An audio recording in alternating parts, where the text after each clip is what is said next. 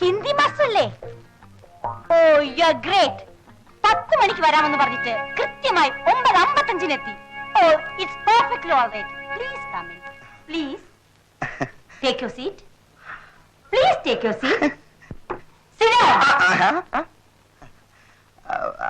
ഞാൻ കൃത്യനിഷ്ഠയുള്ള ഒരാളാണ്. ഇക്കാലത്ത് കൃത്യനിഷ്ഠയുള്ള ആൾക്കാരെ കാണുന്നത് വളരെ വിഷമമാണ്.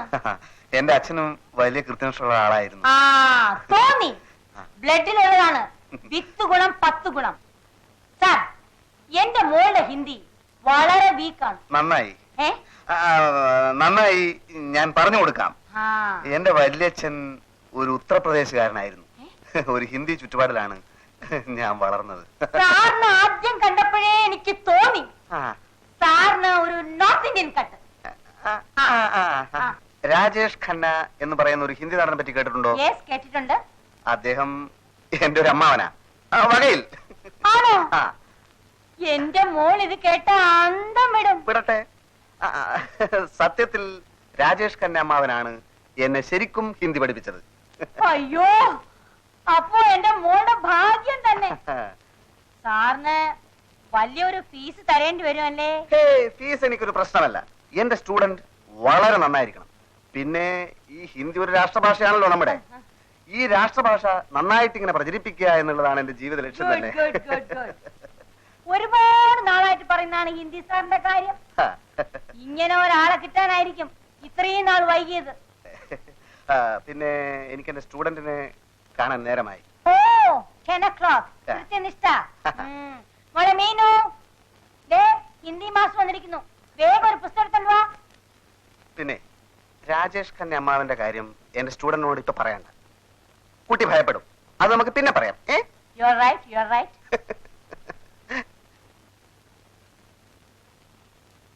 മീനു, ഇതാണ് ഹിന്ദി മാസ്റ്റർ രാജേഷ്. ഞാൻ സാറിന്റെ പേര് ചോദിക്കാൻ മറന്നുപോയി. ഭക്ത ഖന്ന. യെസ്, ഭക്ത ഖന്ന. അപ്പോ നമുക്ക് തുടങ്ങാം. ബന്ന സാറേ. ഖന്ന. സോറി, ഖന്ന സാറേ. ആദ്യം വെറും പരിചയപ്പെടൽ. സ്റ്റുഡന്റിനെ എനിക്ക് ഇഷ്ടപ്പെട്ടു. നാളെ ക്ലാസ് തുടങ്ങാം. എനിക്കൊന്ന് പ്രിപ്പയർ ചെയ്യാനുണ്ടേ. ഏത് ക്ലാസ്സിലാ? ഫസ്റ്റ് ബികോമിന്. അപ്പോ കുടിക്കാൻ എന്തെങ്കിലും? വേണ്ട, നാളെ കാണാം. ചല, ഞാൻ പോകുന്നു. ഞാൻ പറഞ്ഞുതരാം.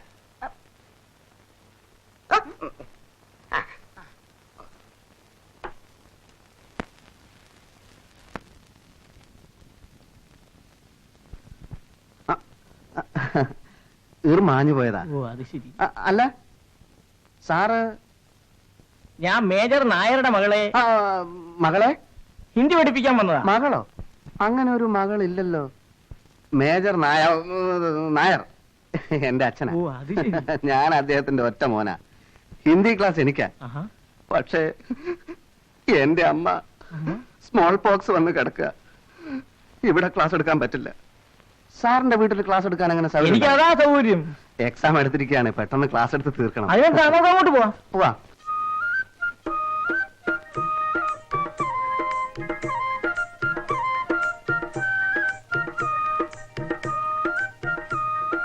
ഒരുത്തരും ഇവിടെ കുന്തം വിഴുങ്ങിയ പോലെ നിൽക്കുന്നത് കണ്ടില്ലേ? എന്തെങ്കിലും ആവശ്യമുണ്ടെങ്കിൽ എന്നോട് പറഞ്ഞാ പോരെ. പിന്നെ താനെന്തിനാ ബെല്ലടിച്ചത്? ഇളിക്കാതെ ഞാനേ ക്യൂൻസ് വാർഡിൽ നിന്ന് ക്യാബറയുടെ ടിക്കറ്റ് വിൽക്കാൻ വന്നതാ.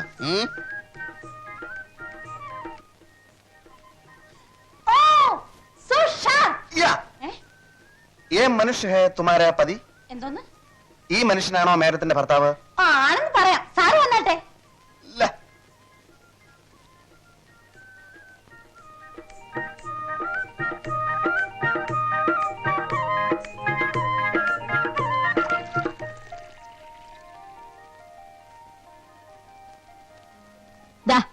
ഇത് മോളുടെ റൂമിൽ കൊണ്ടു കൊടുക്ക. ശരി.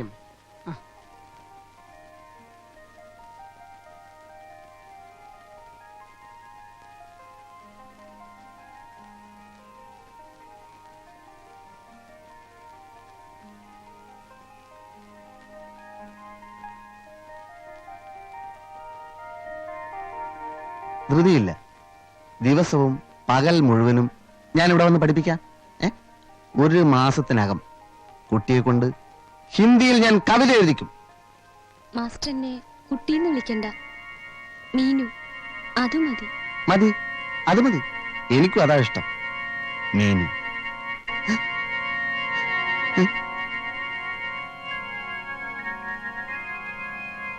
കൊണ്ടുപോരടേ.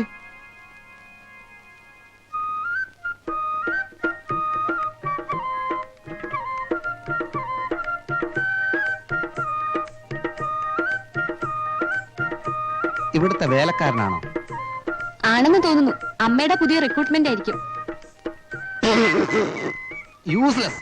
ഒരു ചായ പോലും ഉണ്ടാക്കാൻ അറിയാത്ത ഇവനൊക്കെ വേലക്കാരനെന്ന് പറഞ്ഞു നടക്കുന്നു. എടുത്തോണ്ട് പോടേ. മധുരമില്ലേ മാസ്റ്റർ? ഒന്നുമില്ല ഇതില്.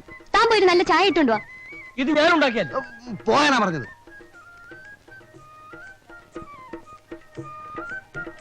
मीनू देखो, भाग 1 निबंध 1।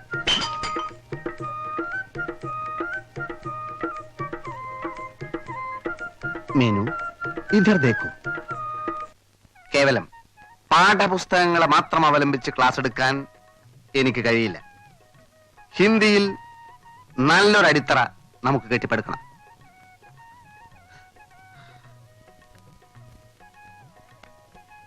मैं तुमसे प्यार करता हूं. അർത്ഥം അറിയോ? അറിയാലോ. പറയൂ, കേൾക്കട്ടെ. ഞാൻ നിന്നെ ഇഷ്ടപ്പെടുന്നു.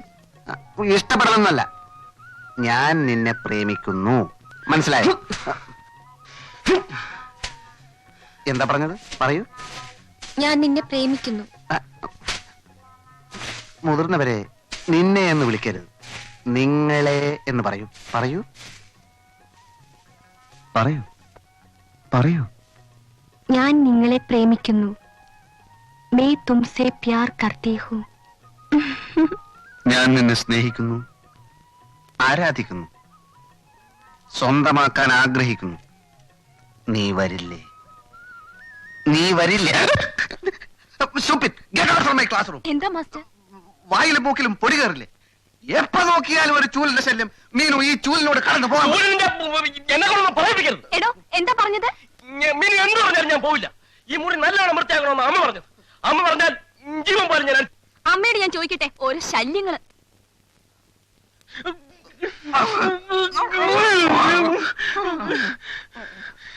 സമ്മതിക്കില്ല അല്ലേ? കാണിച്ചേരാടാ. എനിക്കത് കാണാ. ആകാശ് എന്ന് പറഞ്ഞാൽ ആകാശം. അതെനിക്കറിയാം. അപ്പോ ഇനി വേറൊരു തമാശ ആക്കണോ? നമ്മള് ഈ കലം എന്ന് പറയില്ലേ, മൺകലം എന്നൊക്കെ. ഹിന്ദി ഭാഷയിൽ കലം എന്ന് പറഞ്ഞ പേന. അതുകൊണ്ട് 5ാം ക്ലാസ്സിലെ പഠിച്ചതാ. ദേഖോ. എനിക്ക് ഒരു ചെറിയ സംശയം. എന്ത് സംശയം? ഇത് ഈ ഭിക്കാരി എന്ന് പറഞ്ഞാൽ എന്താ? ഭിക്കാരിയോ? അങ്ങനെ ഒരു വാക്ക് ഹിന്ദിയിൽ ഇല്ലല്ലോ. ഉണ്ട്. അബ്കാരി ആയിരിക്കും. അല്ല, ഭിക്കാരി ആ പുസ്തകത്തിലുണ്ട്. പുസ്തകമൊന്നും കണ്ട. അങ്ങനെ ഒരു വാക്ക് ഹിന്ദിയിലുണ്ട്. ഇവിടെ സംശയമൊന്നുമില്ലല്ലോ. ഇവിടെ സംശയമൊന്നുമില്ല. ഞാൻ 10 വർഷം പട്ടാളത്തിലായിരുന്നു. അതുകൊണ്ട് കാര്യമൊന്നുമില്ല. പട്ടാളക്കാരെല്ലാം ഹിന്ദി സാഹിത്യകാരന്മാരല്ലോ. അത് പോട്ടെ, ഈ ഭിക്കാരിയുടെ അർത്ഥം എന്താ? അതെ, ഭിക്കാരി. ഭിക്കാരി. ഭിക്കാരി, ഭിക്കാരി എന്ന് പറഞ്ഞാൽ ധിക്കാരി അല്ലല്ലോ. ഭിക്കാരി. അതെ, ഭിക്കാരി. ഭിക്കാരി എന്ന് പറഞ്ഞാൽ സ്ഥിതി സമത്വം എന്നൊക്കെ പറയാം. സ്ഥിതി സമത്വം. തെണ്ടി. അച്ഛാ, ഞാൻ അർത്ഥം പറഞ്ഞതാ മോളെ ഭിക്കാരിയുടെ. തെണ്ടി, യാചകൻ, എലപ്പാളി എന്നൊക്കെ ആ വാക്കിന് അർത്ഥം. എന്താ? അങ്ങനെയും ചില അർത്ഥങ്ങളുണ്ട്. പക്ഷേ ഉറുദുവിന്റെയും ബംഗാളിയുടെയും സ്വാധീനമുള്ള ചില പ്രാദേശിക പ്രദേശങ്ങളിൽ ഭിക്കാരിക്ക് സ്ഥിതി സമത്വം എന്ന് തന്നെയാണ് അർത്ഥം. ഇപ്പൊ മലയാളത്തിൽ തന്നെ തൃശ്ശൂർ പറയുന്ന ഭാഷയാണോ കോഴിക്കോട്ട് പറയുന്നത്? അത് തന്നെയാണോ തിരുവനന്തപുരത്ത് പറയുന്നത്? ഒരു മണ്ണാങ്കട്ടം പറയണ്ട.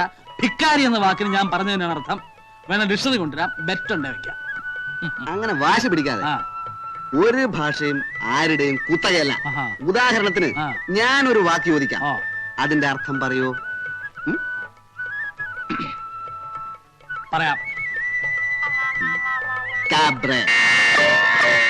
അയ്യോ അതാർക്കാ അറിഞ്ഞിടത്തെ, ഞാൻ പറയട്ടെ. ഇവിടെ പറയട്ടെ. പറഞ്ഞു കൊടുക്കച്ചാ.